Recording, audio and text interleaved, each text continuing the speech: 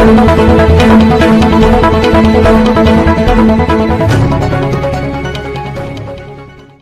बारे में एक चर्चा हुई, सार्थक चर्चा हुई, मैं कह सकता हूँ।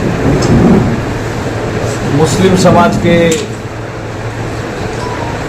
प्रमुख लोगों ने भी इसमें हिस्सा लिया। मुस्लिम समाज की मातृ शक्ति ने भी इसमें हिस्सा लिया। जो छात्र और छात्राएं हैं उन्होंने भी हिस्सा लिया। और जो कुछ भ्रांतियाँ उनके मन में थी, उन्होंने कुछ प्रश्न हमसे पूछे। हमने हमारे नॉलेज के अनुसार उनका निराकरण करने का प्रयास किया। आपके माध्यम से भी मैं इन चीज़ों को दोहराना चाहता हूँ कि एक तो भ्रम फैला दिया कांग्रेस के कुछ लोगों ने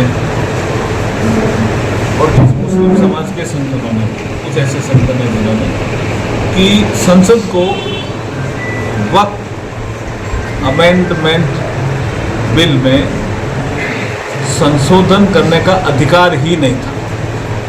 तो मैंने मीटिंग में भी बताया, आपको भी बता रहा हूँ।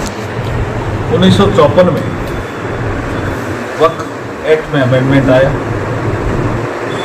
1995 में वक्फ अमेंडमेंट बिल आया, एक्ट बना। 2013 में वक्फ अमेंडमेंट बिल आया और एक्ट बना। तो संसद को अधिकार था, तभी उन्होंने किया। इसलिए जब नरेंद्र मोदी जी के नेतृत्व में जो सरकार चल रही है, इनको बहुत से ज्ञापन मिले, मुस्लिम समाज से मिले अधिकतर ज्ञापन कि संपत्ति का कोई प्रॉपर रिकॉर्ड नहीं है, इंक्रोचमेंट कर रखा है। और सत्तर कमेटी की रिपोर्ट का हवाला भी उन ज्ञापन में दिया हुआ। सत्तर कमेटी क्या कहती है? सत्तर कमेटी तो हमने बनाई नहीं, कांग्रेस के शासन में बनी थी।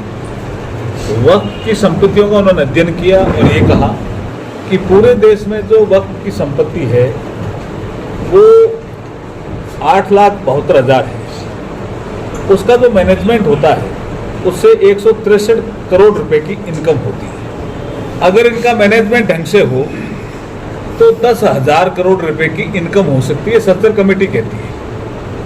ये भी ज्ञापन में मुस्लिम समाज के लोगों ने ज्ञापन दिया कि अगर इनकम बढ़ेगी तो मुस्लिम समाज के जो गरीब लोग हैं उनके लिए काम आएगी। तो अब जो वक्फ अमेंडमेंट एक्ट बना है 2025, उसके माध्यम से हम कहना चाहते हैं आपको कि जब इनकम बढ़ेगी प्रॉपर मैनेजमेंट होने के कारण, तो जो गरीब महिलाएं हैं मुस्लिम समाज की, उनके स्किल डेवलपमेंट के सेंटर शुरू किए जाएंगे। जो स्टूडेंट पढ़ना चाहते हैं, लड़के और लड़कियां मुस्लिम समाज की, उनके लिए स्टाइपेंड शुरू की जा सकती है।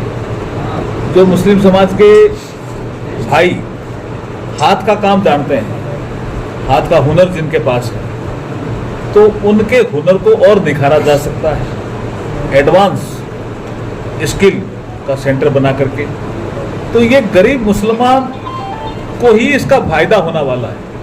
तो ये जो भ्रांति फैला रहे हैं, इनसे मुझे लगता है कि उदयपुर के मुस्लिम समाज के प्रमुख लोग आज थे, उन्होंने इन चीज़ों को समझा है। मुस्तफा जी भी थे, जो कल परसों शायद प्रधानमंत्री जी के साथ बैठक थी उसमें भी थे। और ये भारतीय जनता पार्टी ने एक जन जागरण की वक्फ एक्ट को लेकर के जो भ्रांतियाँ फैलाई जा रही है, उनको दूर करने के लिए जन जागरण अभियान के तहत आज एक उदयपुर में एक कार्यशाला रखी थी। उसमें मुझे सम्मिलित होने का अवसर मिला और बहुत अच्छी कार्यशाला हुई। मैं जो भी आयोजक हैं उनको मैं बधाई और शुभकामनाएं देना चाहूँगा। मतलब किस तरह की आपत्तियां जो है इसमें मिक्स कर देते हैं कुछ लोग कि शायद धार्मिक भावनाओं में शायद इस वक्त अमेंडमेंट एक्ट के द्वारा हस्तक्षेप हो। ऐसा नहीं है। जो धार्मिक गतिविधियां हैं वो संविधान के तहत संरक्षित है। किसी को, मुस्लिम समाज के किसी आदमी को मस्जिद में जाना है, नमाज कितनी बार पढ़नी है, उनका ईदगाह कहाँ है, कब्रिस्तान में क्या कैसे संस्कार करना है, वो सब सुरक्षित है, संरक्षित है। किसी तरह का इसमें कोई आंच आने वाली नहीं है इस वक्त अमेंडमेंट एक्ट के द्वारा। ये तो एक वेलफेयर की एक्टिविटी बढ़ेगी और काम बढ़ेगा तो मैनेजमेंट अच्छा होगा, तो इनके फायदे का ही काम होगा। ये इनके समझ में अब आ रहा धीरे धीरे और पूरे देश में ये मैसेज जा रहा है। चल रहा है, उसमें मुझे ज़्यादा टिप्पणी नहीं करनी है। लेकिन वो भी तो अपना पक्ष रख रहे हैं, हम भी अपना पक्ष रख रहे हैं। एक बार सुप्रीम कोर्ट का फैसला आने दो। एक बड़ा पक्ष ये भी आ जाता है कि जो कमेटी होगी उसमें गैर मुस्लिम भी को भी शामिल किया जाएगा, उसको लेके एक बड़ा जो तबका है मुस्लिम समुदाय मैंने का आपको अभी कहा वो ऐतराज एक जता तो है। कमेटी उसको लेकर के है, एक वक्फ बाय यूजर को लेकर के है, एक ये जो आपके जो वहाँ काउंसिल बनेगी वक्त मैनेजमेंट की उसके सदस्यों को लेकर के है। ये सारा विषय अभी सुप्रीम कोर्ट के ध्यान में है। तो सुप्रीम कोर्ट जब इसकी सुनवाई कर रहा है तो इस संबंध में मुझे टिप्पणी नहीं करनी, लेकिन फिर मैं कह रहा हूँ कि हमारी ओर से जो दलील सुप्रीम कोर्ट में पेश की जा रही है वो यही की जा रही है कि ये मुस्लिम समाज की भलाई के लिए ये प्रबंधन का एक एक्ट है, जो संपत्तियां हैं उसको मैनेजमेंट का एक एक्ट है। इसमें जो रिलीजियस एक्टिविटी है उसका कोई से लेना देना